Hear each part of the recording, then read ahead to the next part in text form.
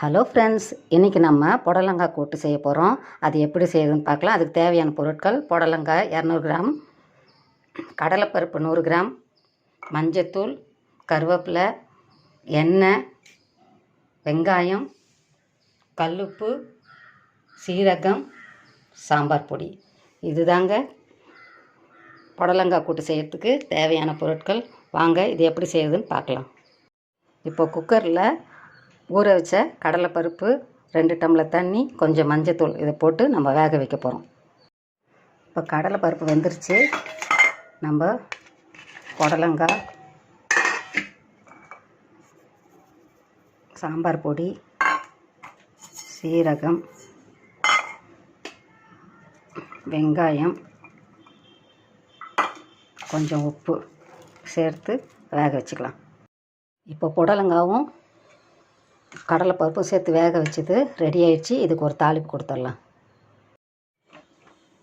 Stove on பண்ணிக்கலாம். ஒரு கடாயை வச்சுக்கலாம்.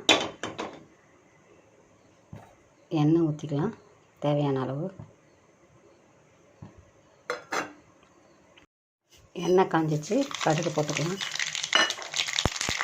ஸ்டவ் ஸ்லோ பண்ணிக்கணும். கருவேப்பிலை, தாளிக்க வெங்காயம் போட்டு வதக்கலாம். வெங்காயம் வதங்கிச்சு, கொஞ்சம் பெருங்காயத்தூள் போட்டுக்கலாம்.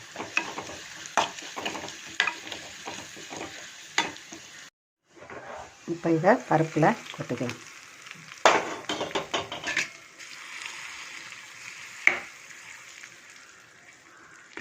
கொஞ்சம் கொத்தமல்லி சேர்த்துக்கலாம். அவ்வளோதாங்க, புடலங்காய் பருப்பு கூட்டு ரெடி ஆகிடுச்சு. இதை செஞ்சு பார்த்துட்டு எப்படி இருக்குன்னு சொல்லுங்கள். உங்களுக்கு பிடிச்சிருந்ததுன்னா அந்த வீடியோ லைக் பண்ணுங்கள், ஷேர் பண்ணுங்கள், சப்ஸ்கிரைப் பண்ணுங்கள். பாய்.